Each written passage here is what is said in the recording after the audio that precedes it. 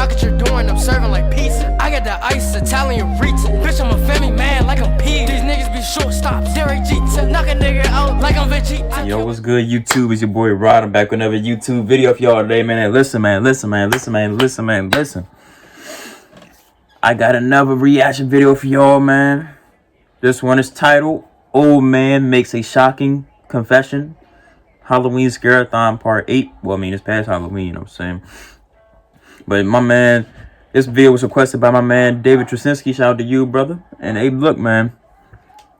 Let's see what this old man got to say.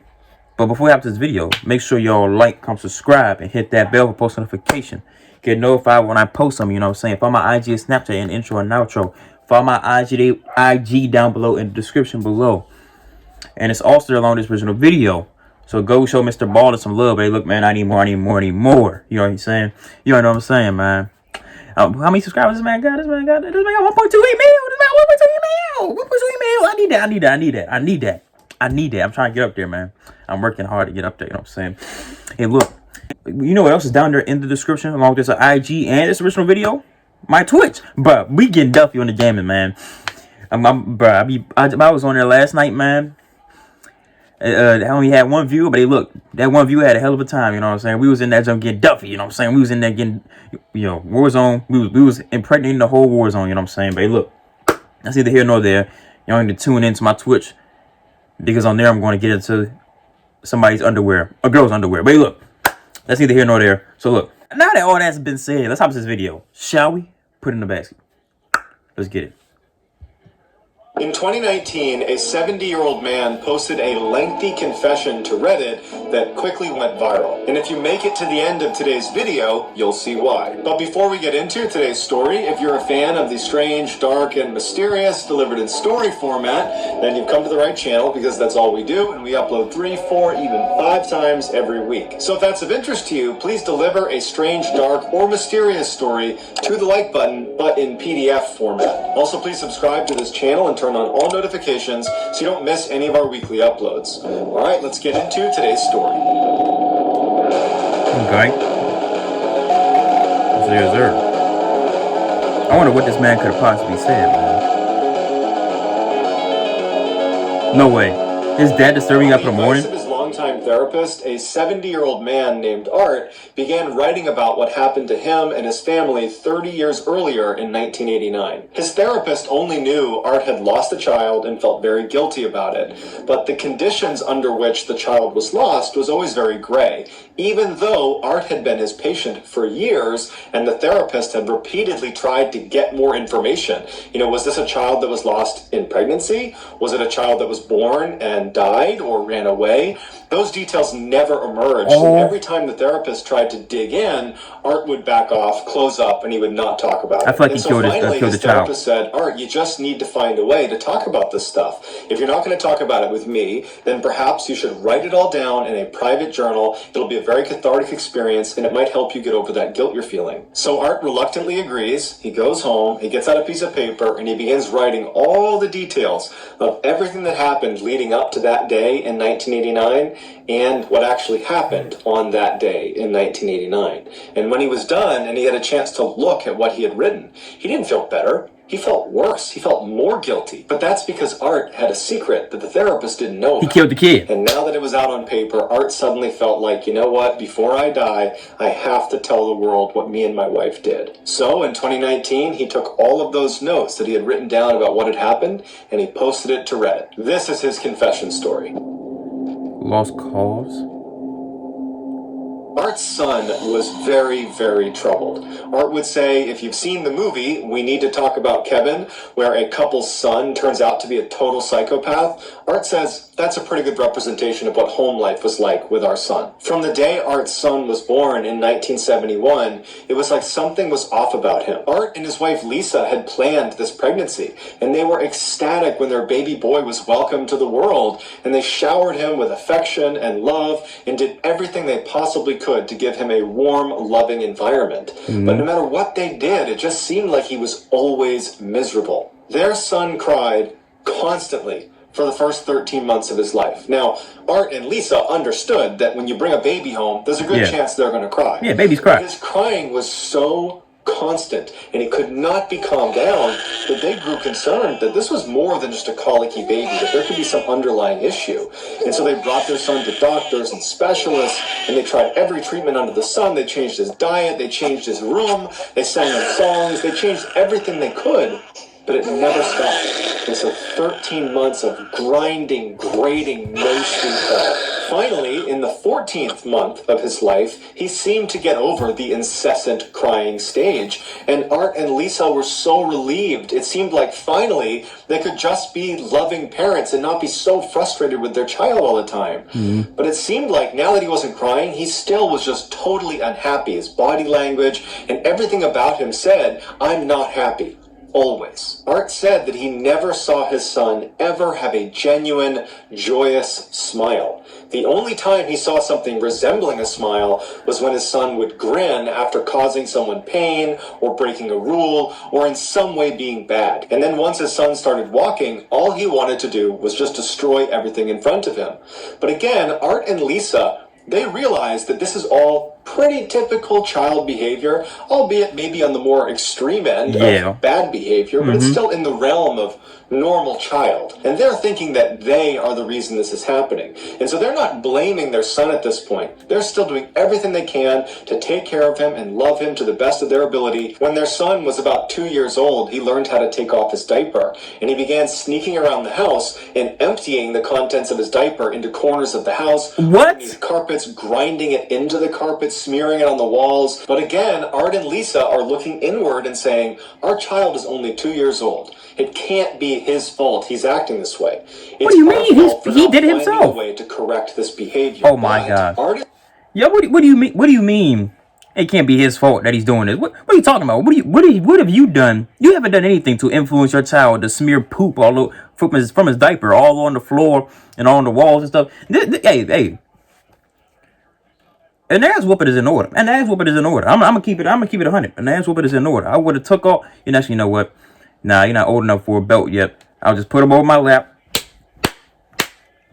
Don't ever do that again, boy. Don't do that again. You know what I'm saying? You gotta teach him early. You gotta teach him what to not to do. You know what I'm saying? You can't sit there and not give no consequence after smearing poop over the house. Got the house smell like a goddamn freaking horse pen or whatever. A freaking horse stable. You know what I'm saying? You can be like, come on now. Come on now. Hey man, that ass whooping is in order. They should whoop that kid's ass.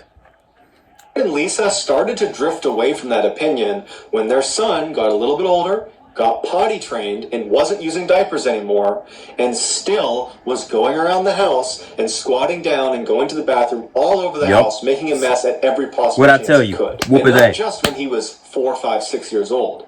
All the way up until he was 15 years old. 15? Doing this. What? And he stopped doing it in random corners, and he began only going into his parents' bedroom every chance he got. And take a dump. The sheets, going inside, going to the bathroom, shutting it back up, and leaving. It got to the point where Art and Lisa literally could not stop their son from doing this. He was absolutely determined to do this. So anytime they were away, he would even sneak in the windows to do this. I mean, he was totally hell-bent on going to the bathroom in their bed. And so they had to start putting locks on the windows and the doors of their bedroom. But when they had finally secured that room... What? Are you kidding me? 15 years old, still still taking dumps. Oh, bruh. In my bed? Yo. At 15 years old, boy, it should have never got to 15 years old. They should have stopped it when he was 2. You know what I'm saying? Like, what's going on? Did they ever try whooping his ass? Did they ever try whooping his hind parts? Whooping his hind parts, you know what I'm saying? Whoop your hind parts, You know what I'm saying? I will look my son dead in the face. Do it again. I would say do it again. As soon as he does it again, I'm waking up, going to his room, grabbing him out of bed, getting the belt. You get that belt? Hey. But I'm going crazy. Cause there ain't no way you gonna take a dump in my bed. Ain't no way. That boy gonna learn today. He gonna learn today. You know what I'm saying? He never should have got. They never whooped this kid's ass. I could tell they never did nothing. You know what I'm saying? I could tell. Good Lord, man. I'm trying to tell y'all, man. I would go crazy. I would be whooping that kid's ass every time he took a dump outside of the toilet. I don't even care if it's in my bed, on the floor. If he missed the toilet, I don't care. If he doesn't take a dump in the toilet, If he doesn't take a dump in the toilet, I'm whooping his ass. Straight like that. To where he really couldn't get in anymore. He began going to the bathroom right outside their door and in the other beds in the house. And so they began investing in locks on all of the doors. They even replaced the doors themselves because they were too flimsy, and they thought there's a good chance he might kick these doors in to try to get them open.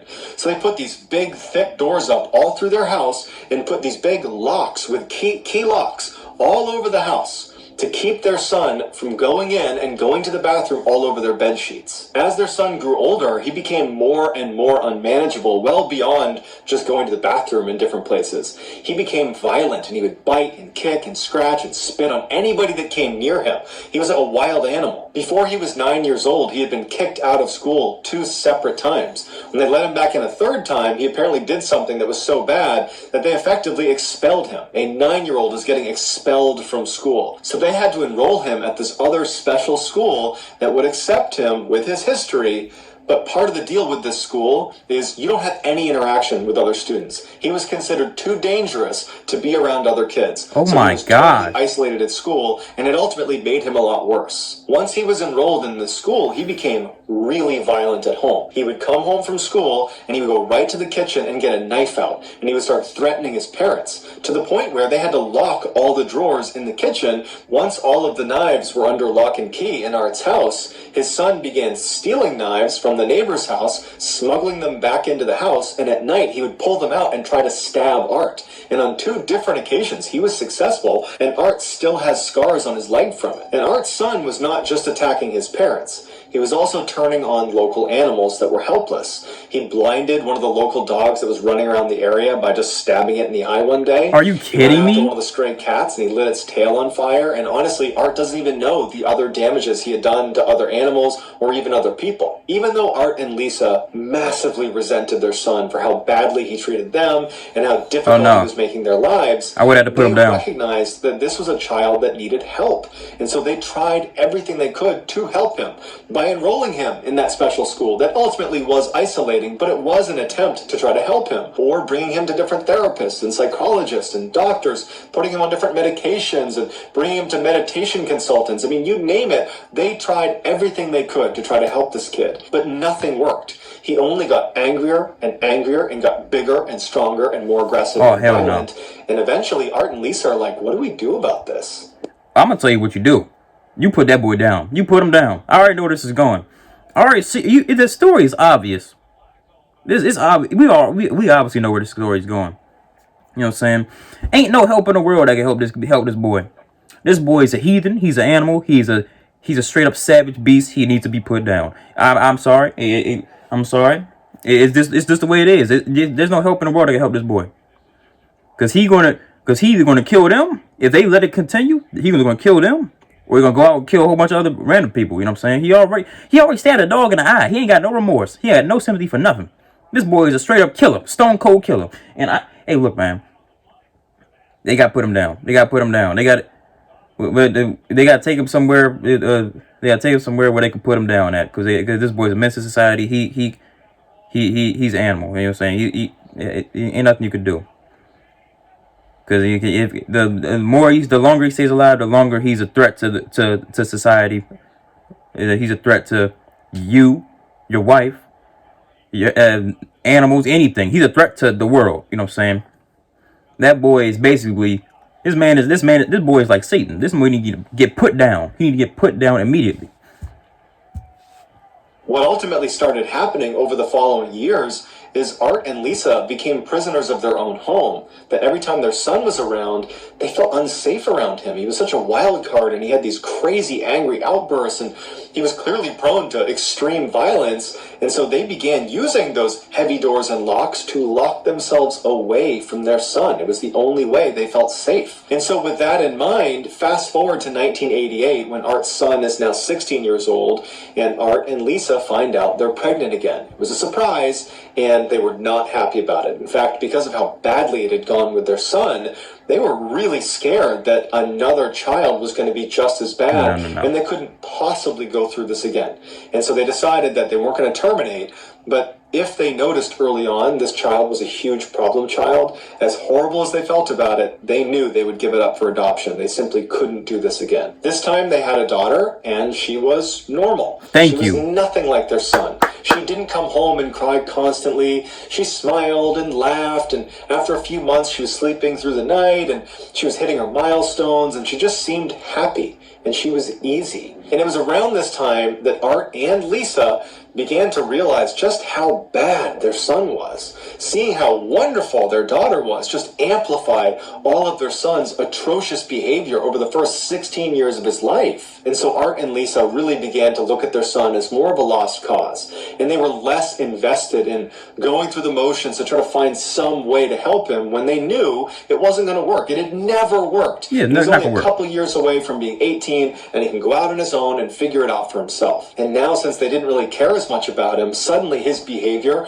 was intolerable. And anytime he acted up, they would never lay a hand on him, but they were not afraid to tell him to basically get the F out of here. We are not putting up with this. Leave. Exactly. And so regularly, Art and Lisa would have these horrific screaming matches with their son until their son would basically run away in a rage and then come back hours later or even a couple days later. And Art said he began to look forward to fighting with his son because every time they fought, it meant his son would be gone for a little while afterwards and there would be a little bit of peace and calm inside the house. But at the same time, Art and Lisa were concerned one of these days he's going to come back in after one of these fights and he's going to kill us. So it went on like this for about a year until a rainy day in 1989 when their son was almost 18 and their daughter was almost 1 year old. Now the house they lived in was a single-story bungalow and their daughter's room was against a sidewall where there was a window leading to the outside. That morning, Art and Lisa had got into one of the worst screaming matches with their son they had ever had, and he left in a rage and they slammed and locked the door behind him. After a couple of hours, their son is still gone and they don't expect to see him anytime soon, and their daughter is starting to get fussy. She seems tired, and so they walk into her bedroom, they put her in her crib for a nap, and then Art and Lisa leave her room, shut the door behind them, and go sit down in the kitchen. A couple minutes later, they hear their daughter screaming at the top of her lungs, and Art and Lisa immediately recognize this is not an ordinary cry. This sounds like something is terribly wrong. They get up and sprint down the hall to her room, and they try the door handle, but it's locked. They run back out to the kitchen, they get the keys, they go back, they're fumbling with the keys, they finally open it up, and there in the back of the room, standing next to the crib, is their son. And he's holding a knife, and he's poking it into her face. And Art said he looked at his daughter, and he could see blood on her stomach and blood on her arm, and she's screaming. And so he thinks to himself, thank God she's still alive. And instinctively, Art starts running to try to put himself between his son and his daughter. But before he could even get there, his wife had moved much faster, and she charged over and smashes her son's hand. The knife falls to the ground. She pushes him as hard as she possibly can, and he goes slamming into the wall and falls on the ground. Art immediately reaches into the crib, picks his daughter up, and runs to the other side of the room. And he kind of looks her over. She's crying, she's in pain, she's scared, but he can see the cuts on her are superficial.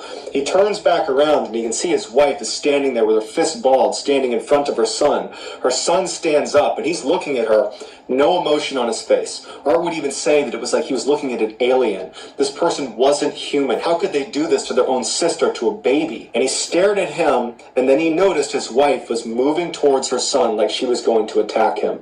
And this is where Art says he knew he was supposed to go over there and stop whatever was about to happen. But he didn't. And this is the part of the story where Art reveals his wife, she's this amazing boxer, and he knew that she could beat the living crap out of just about anyone. Beat the shit out. Come on now. He's so stunned by how quickly this has happened that he's not doing anything. He's not positioning himself to fight back or to even preemptively attack his mother. He's just kind of standing there looking at his mother with no expression on his face. And that's when Art's wife winds up and blasts him across the face, knocking his head back. And Art said immediately he could tell his nose was broken, blood squirts all over his face, and he falls to the ground. Do it again. Until this moment, neither Lisa nor Art had ever laid a hand on their son. That's part of the problem. He stabbed Art twice in the legs. They never physically struck their son. That's the problem. This was different. Their son had crossed the line, and he could never come back. And so even though Art knew if he doesn't step in, his wife is going to beat their son to death,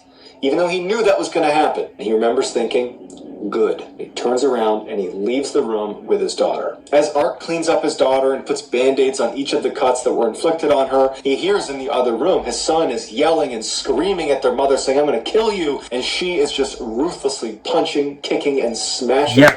He's not slowing down at all. And Art remembers by the time he picked his daughter back up after putting all her band-aids on and she'd kind of calmed down, he still heard his wife punching, kicking, and smashing their son, who's now unconscious. Again, Art knows, if I don't go in there now, my unconscious son is getting his head kicked in by his mother. If I don't go in there now, he's gonna die. For sure. But Art wants that to happen, so he doesn't go in there. Instead, he just rocks his daughter until she falls asleep, and by the time she's snoring in his arms, his wife is still punching, kicking, and smashing their son, who hasn't made a sound in a long time. Art just sits down at the kitchen table, hoists his daughter onto his shoulder, and just listens for his wife to finish what she's doing. And finally it does go quiet in there, and his wife emerges from the room, and she's covered in blood, her hands are swollen and red, and her chest is heaving like she's been running a race. She comes into the kitchen and sits down at the table next to Art and looks at him, and he looks back at her, and he just says, "Is he dead?" And she says, "I hope so." And he just goes, "Yeah, me too." Art and Lisa sat at the kitchen table for a long time. There was no sound coming from the room where their son was. And eventually Lisa starts crying and goes and takes a shower. At which point Art stands up and he goes into the bedroom where his son was. And this is when he can tell his son is actually still alive. He walks in and he can see his son still breathing, but he's covered in blood. He's got vomit on him. He's clearly wet his pants. His teeth have been knocked out. His whole face is bloodied and bruised and swollen. And he goes up to him and he thinks there's no way he's going to live through this. But Art has kind of an internal crisis because he wants him to die. He doesn't want him to live. And so that decision of should I call an ambulance or should I call police was a really difficult one to make because really neither served the purpose that he or his wife wanted. And so as he's standing there wondering what to do, he hears his wife come out of the shower. And so he leaves the room and he confers with his wife and they decide, we're not going to call the police. We're not going to call an ambulance. We're going to do nothing. And so right then and there, they walked around their house, they gathered up a couple things, and they headed downstairs into the basement where they had an in-law suite, which basically was a little apartment that they didn't really use, but it had everything they needed. And they moved down there, and they locked the one door that led down there, and they locked the side door as well. They figured if he lived, there would be enough food to get him through a few weeks upstairs. There's water up there, bedrooms, bathrooms. He had all of that. And at some point, he would run out of food, and he would have to leave.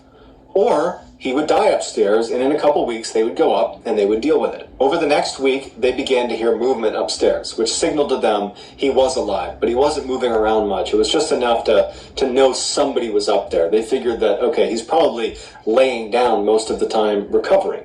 And so Art began going back to work. He would go out the side door, and every time he went outside, he was on the driveway, he was expecting his son to come out and attack him, but he never did. And his wife, Lisa, she stayed with their daughter 24/7, stayed in the house, and at no point did the son ever try to come downstairs and try to attack her or them at any point. Probably because he was afraid of his mother. About 3 weeks after the attack, they were in bed in the basement and they heard him going absolutely ballistic upstairs, screaming, punching walls, breaking things, and they decided, you know what, whatever he does up there, it's not worth going up there and confronting him. Let him do whatever he wants. And then the next day, it was totally quiet.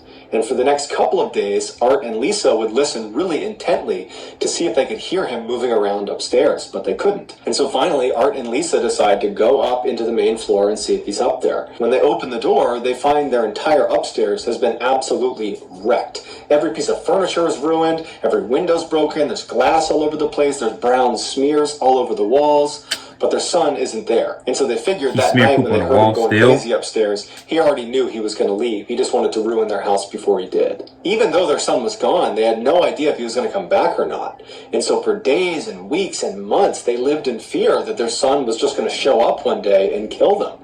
But he never did. And then 3 years after the incident, they moved, and they weren't in contact with their son. They hadn't seen him, and so he had no idea where they were going, and they have no way to contact him, so that was it. They just restarted somewhere else. Fast forward to 2019, when Art is making this Reddit post, and he says, I haven't seen my son since 1989, and I don't want to see him again. And Art goes on to say that while he hopes his son was able to overcome his demons and live a normal life, He said if he wasn't able to do that, if he was out there still causing pain and misery to other people, Art says he hopes that whoever was on the receiving end of that finished the job and killed him. So that's going to do it, guys. I hope you enjoyed today's story. If you found the secret, let us know in the comments what it is and where you found it, what's the timestamp, and if you're the first one to do that accurately, we will pin you at the top of the comments section. If you enjoyed today's video and you haven't done this already, please deliver a strange, dark, or mysterious story to the like button, but in PDF format.